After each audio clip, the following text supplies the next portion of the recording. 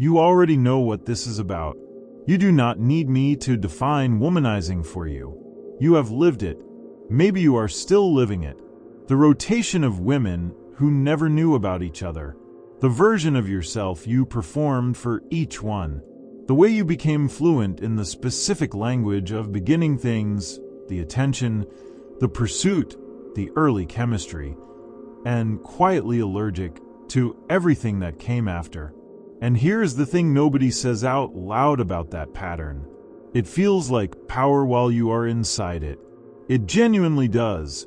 You look at other men in committed relationships, in the predictable rhythms of monogamy, and some part of you has wondered whether they settled, whether they gave up something you refused to give up, whether the freedom you have been protecting is a sign of strength. It is not. What you have been protecting is not freedom. It is a wound. And the pattern, the constant rotation, the unwillingness to stay, the addiction to the beginning, and the exit before the real thing can arrive, that pattern is the wound's expression, not your identity, not your strength. The wound's way of making sure it never has to heal. This video is for the man who is ready to hear that. Not ready to be judged, ready to understand, ready maybe for the first time to look directly at what the pattern has cost. Not the women, not the relationships, but him. His integrity, his self-respect, his capacity for the kind of genuine connection that makes a life feel like it was worth living. If you have 5 minutes to give me before you decide whether to keep watching, give them now. Because what comes next will be either the most confronting or the most liberating thing you have heard in a long time. Possibly both. And before we go any further, subscribe to Prime Within. This is a channel that does not flinch from the hard conversations. If that is what you came for, hit that button. Subscribe now. Let's go. In 2010, Brené Brown stood on a TED stage in Houston and delivered a talk that would go on to become one of the most watched presentations in TED history. Over 60 million views and still climbing. She is a research professor at the University of Houston who has spent more than 2 decades studying shame, vulnerability, and what she calls wholeheartedness, the specific quality of human beings who live with genuine connection, meaning, and the courage to be fully seen. Her work is not primarily aimed at men, but what she discovered in her research about shame and its relationship to human behavior is more relevant to the pattern of womanizing, to the psychology underneath it, the cost of it, and the path out of it, than anything written specifically about dating, masculinity, or self-improvement. Brown discovered something that initially surprised her, because it ran counter to every assumption she had made going into her research. She found that the people who live with the deepest sense of love and belonging, who have genuine connection, real intimacy, relationships that sustain rather than drain, are not the people who have avoided vulnerability. They are the people who have leaned into it, deliberately, consistently, with the specific courage that she calls daring greatly, borrowed from Theodore Roosevelt's famous speech about the man in the arena. And the people who are most defended against vulnerability, who have built the most sophisticated systems for never being fully seen, never being fully known, never allowing themselves to need someone in a way that could result in real loss. Those people are not free. They are the most tightly imprisoned of all, not by the vulnerability they avoided, by the armor they built to avoid it. The man who womanizes, who keeps the rotation moving so that no single woman ever gets close enough to see who he actually is, has built armor. Beautiful armor, functional armor, armor that has protected him from something for long enough that he has forgotten what he was protecting himself from. This video is about taking the armor off, and about what is waiting on the other side of it. Let me be specific about the cost. Because most conversations about womanizing talk about what it costs the women involved, and that is real and important, and should not be minimized. But this video is for you, and the cost to you is the one that nobody talks about, because it is invisible, because it accrues privately, because it shows up not as a single dramatic loss, but as the slow, quiet accumulation of a life that is wide and shallow where it could have been deep. The first cost is to your identity. This is the one most men never calculate. Every time you present a version of yourself to a woman that is curated, managed, edited for maximum appeal and minimum vulnerability, you take a small step away from your own genuine self. Not dramatically, not in a way you would notice in a single interaction, but the man who has been performing himself for years, who has learned to give women the version of him that keeps them interested without giving them the version that is actually real, gradually loses track of which version is which. Brené Brown describes this in Daring Greatly through the concept of what she calls the hustling for worthiness, the exhausting, self-eroding practice of managing other people's perception of you as a substitute for building genuine self-worth. The womanizer is one of the most sophisticated practitioners of this hustling. He has mastered the art of being attractive to others while maintaining a profound uncertainty about whether he is genuinely valuable as himself, as the actual, unperformed, fully present person underneath the pattern. And here is what that uncertainty costs him that most men never name. It costs him his own inner life. The man who is always performing, always managing, has very little energy left for the private, genuine, unglamorous work of actually developing himself. His attention is consumed by the maintenance of multiple surfaces rather than the development of any depth, and surfaces, maintained over years, are all that remain. Here is a real case study that illustrates this cost more clearly than any abstraction could. In 2018, a therapist named Dr. Alexandra Solomon at Northwestern University published research on what she calls relational self-awareness, the degree to which a person understands their own patterns in relationships, the emotions that drive those patterns, and the unmet needs underneath the behavior. Her research found that men with the lowest relational self-awareness, those who were most defended against examining their own emotional patterns, were statistically the most likely to repeat destructive relationship behaviors indefinitely. Not because they were bad people, because they had never developed the specific self-knowledge that would allow them to make different choices.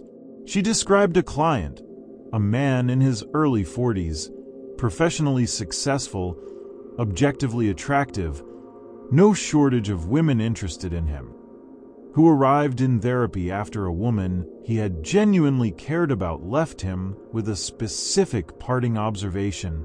She told him, "I feel like I have never actually met you. Like I was in a relationship with your representative the whole time." That sentence, delivered in the moment of ending, was the first time this man had been given clear language for something he had been doing for 20 years. He had been sending his representative, the version of himself designed to be wanted, and the woman who had come closest to the real version had ultimately left because the representative had nothing genuinely to offer beyond the beginning. Dr. Solomon's work suggests that this is not an uncommon experience for men who have spent years in the womanizing pattern. The longer the pattern continues, the more fluent a man becomes in beginning things and the less capable he becomes of sustaining them. Not because of some moral failing, because the skills required to begin attraction, pursuit, novelty, performance are the opposite of the skills required to sustain vulnerability, consistency, genuine presence, the ability to be known and to know. He had practiced the beginning for 20 years, and 20 years of practicing the beginning had atrophied his capacity for everything that comes after. If this is landing somewhere real, if you are recognizing something in what is being described, please subscribe to Prime Within right now. Hit that button. This channel exists for exactly this conversation, the ones most men's channels are too afraid to have. Subscribe now, and let's keep going, because the next section is the most important one. Now let me talk about the second cost, the one that hits differently, because it is about the women involved, but not in the way most people frame it. Brené Brown's research reveals something about the neurological and psychological experience of betrayal, of being deceived in a relationship, of investing genuine emotional energy in someone who is not investing genuinely in return. That should give every man who has operated this way a moment of genuine pause. She found that the experience of relational betrayal, particularly the discovery that the intimacy you believed was real was actually managed and withheld, produces a specific form of psychological wound that she calls the trust injury. Unlike other forms of hurt, the trust injury does not just damage the current relationship. It restructures the person's capacity for trust in all subsequent relationships. The woman who discovers that the man she was genuine with was never fully genuine in return does not just feel hurt about him.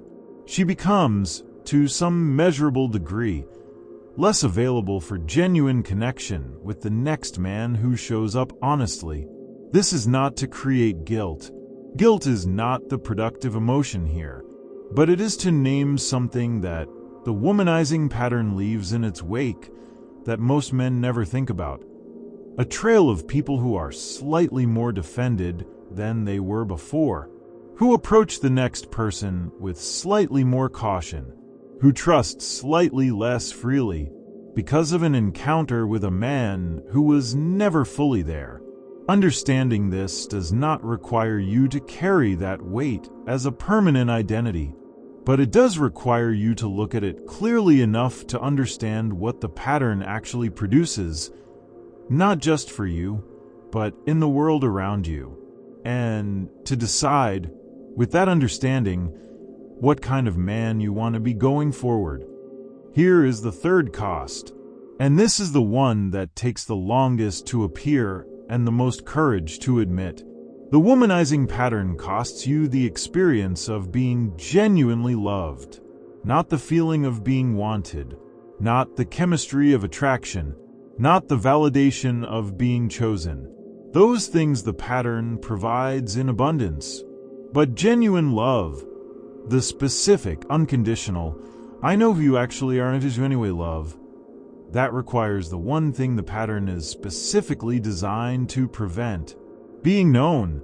Brené Brown makes this point in a way that I have not heard matched anywhere else. She says, we can only love each other as deeply as we know each other.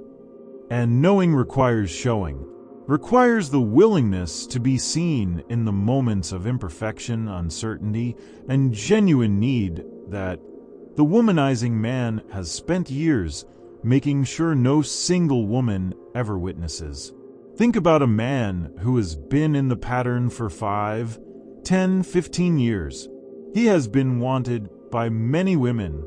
He has been pursued, admired, desired. He has had more validation than most men receive in a lifetime.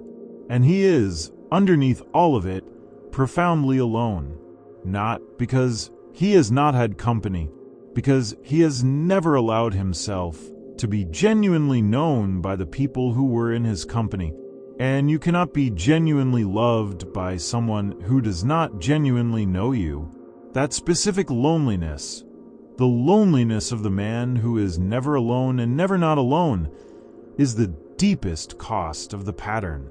And it is the one that does not announce itself until much later, when the rotation has slowed and the novelty has faded, and the man is left with the specific, quiet devastation of realizing that he has invested years in keeping himself from the one thing he has always wanted. Now let us talk about the path out, because this is not a video about condemning a pattern. It is a video about understanding it clearly enough to change it. Brené Brown's research identifies what she calls the 5 practices of wholeheartedness. 5 specific, actionable shifts that the people who move from defended, armored living to genuine, connected living have in common. I am going to give you the 3 that are most directly relevant to the man in this pattern. The first is what she calls cultivating authenticity and letting go of what people think.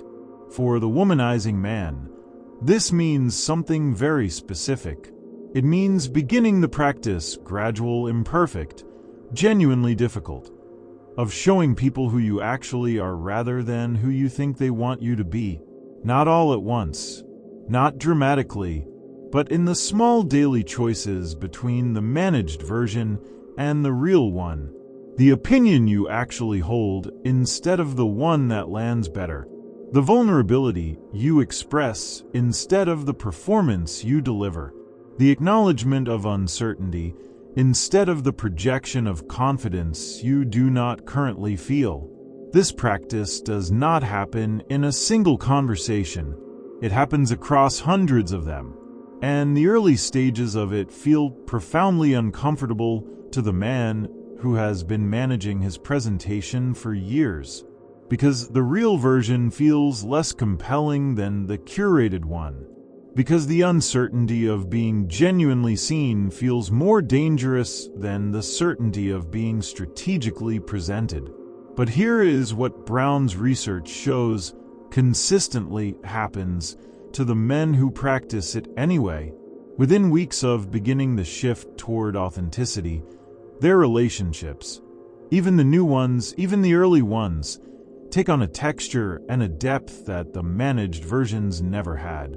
Not because authenticity is inherently more attractive, but because it is real, and real, in a world saturated with performance, creates connection that performance simply cannot.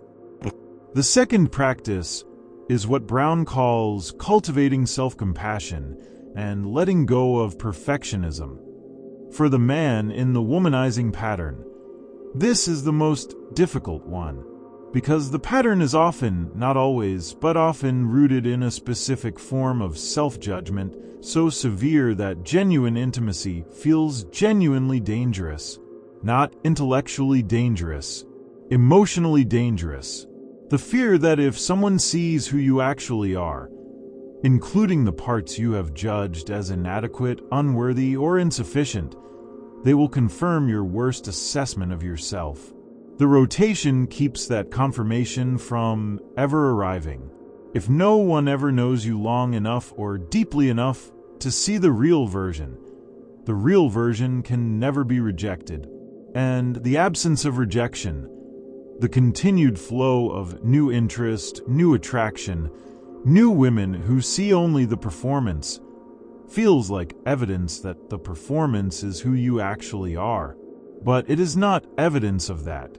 It is evidence of the opposite. It is evidence that the real you has been so carefully protected that it has never been tested.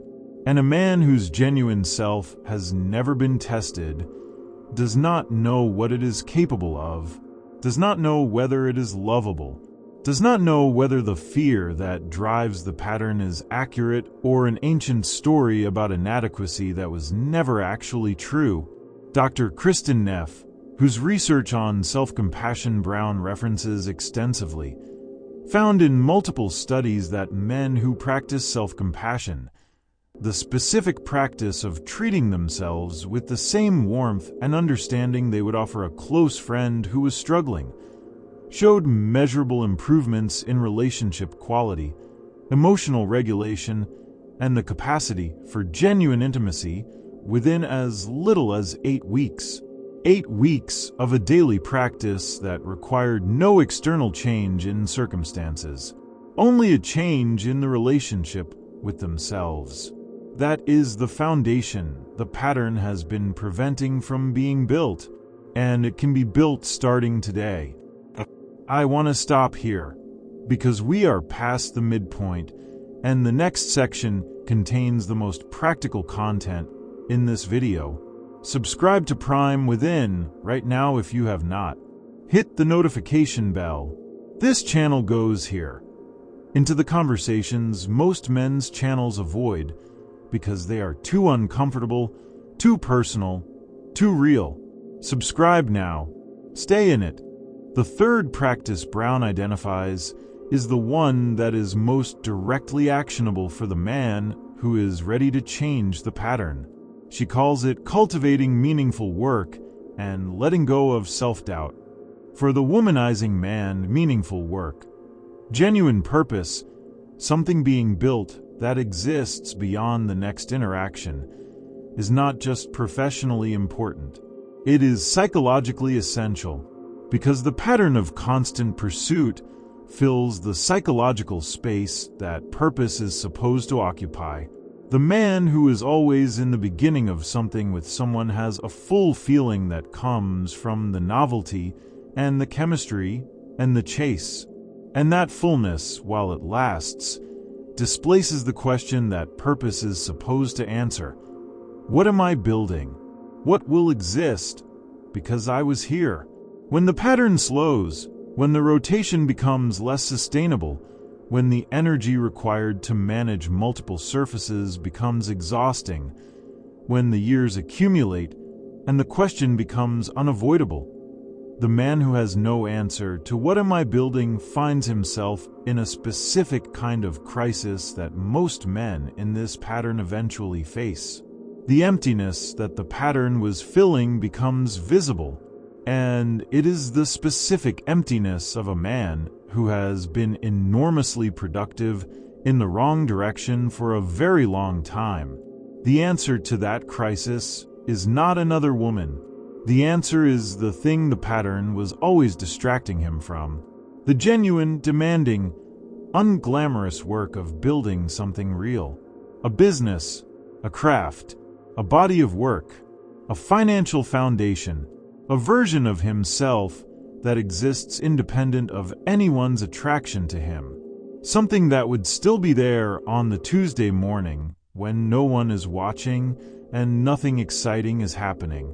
That something, that genuine purpose, is what makes the transition out of the pattern possible. Because a man with a real direction does not need the pattern's substitute for fullness. He is full from the real thing. And the woman who enters his life when he is full from purpose is not being used to fill a void. She is being chosen to share a life that is already genuinely under construction. Let me give you something specific, a 3-part framework drawn from Brown's research and from the work of Dr. Solomon and Dr. Neff that you can begin implementing today. The first step is the honest inventory, not journaling in the abstract, a specific, written, honest accounting of the pattern. How long has it been going on? What it has cost? In integrity, in genuine connection, in the self-respect that quietly erodes every time you have been less than fully honest with someone who deserved better, and underneath the behavior, the specific fear that the pattern has been protecting you from. Name it, write it, because unnamed fears govern behavior. Named fears can be examined, and examined fears can be faced. The second step is the one most men in this pattern resist most strongly. Tell one person the truth, not publicly, not dramatically. One person, a trusted friend, a therapist, a mentor, someone whose respect you value and whose honesty you trust. Tell them what the pattern has been, not to confess for absolution, to begin the practice of being known, to experience, in a controlled and safe context, the specific thing the pattern has been preventing, the experience of being seen genuinely and not destroyed by it. Brown's research is clear on this. The men who move most quickly and most sustainably out of defended patterns are the men who find at least one person to be genuinely known by early in the process. Not because the other person fixes anything, because the experience of being known and not rejected begins to dismantle the belief that was driving the pattern. The belief that the real version is not enough. The third step is what I am going to call the architecture of depth, the deliberate, daily, structural investment in the things that build genuine internal wealth, the training, the meaningful work, the financial discipline, the relationships of genuine reciprocal investment that make you someone worth knowing rather than someone worth pursuing. Not for anyone else's benefit, for yours. Because the man who is genuinely full, whose self-worth is generated internally through real competence and real integrity and the real-kept promises he makes to himself, that man does not need the pattern. He does not need the rotation to feel valuable. He does not need the constant supply of new interest to reassure himself that he is enough. He knows he is enough, not because someone told him, because he built that knowledge through the specific, private, daily work that nobody else can do for him. Let me close with something real. Will Smith, and I bring him up not to celebrate or condemn, but to use a publicly documented story that most people know, gave an interview in 2021 in which he spoke with unusual candor about his own patterns around relationships, about the gap between the version of himself he presented publicly and the version that existed privately, about the cost that gap had produced in his life and in his marriage. He described something that resonates directly with everything we have discussed today. He said that for most of his life, he had been optimizing for the perception of being a certain kind of man, a successful man, a powerful man, a desired man, rather than doing the harder and more important work of actually becoming the man he wanted to be. The gap between the performance and the reality had produced a private suffering that the external success could not reach and could not cure. He is not the only man with that story. He is simply one of the few who has told it publicly. And what makes his telling valuable is not the specific details of his situation, but the recognition it produces in every man who hears it, the quiet, slightly uncomfortable recognition that he knows exactly what that gap feels like, that he has his own version of it, that the performance has its own private cost that the audience for the performance never sees.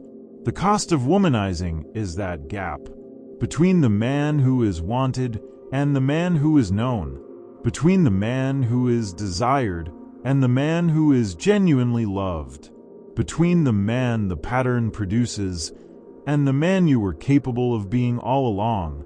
That gap can be closed, not instantly, not without discomfort, not without the specific courage that Brené Brown spent 20 years documenting in the people who manage it, but it can be closed through the practices we have discussed, through the honest inventory, through the willingness to be known, through the architecture of depth that builds the internal wealth that makes the pattern unnecessary. The man on the other side of that process, the man who has faced what the pattern was protecting and found that he can survive the exposure, is not a less attractive man. He is a more genuinely attractive man, because he is real in a way that the performance never was, because what women feel in his presence is not the electricity of a beginning that might go nowhere. It is the gravity of a man who has arrived at himself, who knows who he is, and does not need to manage that knowledge carefully for fear of what it might reveal. That man is who you were before the pattern started, and he is who you can be when it ends. Start today. One honest inventory. One person told the truth. One day of building something real. And subscribe to Prime Within right now. Hit that notification bell. Share this with one man who needs this conversation and has not yet been able to have it with himself. You might be the reason everything changes for him. We will see you next week. Master yourself first. Build your legacy.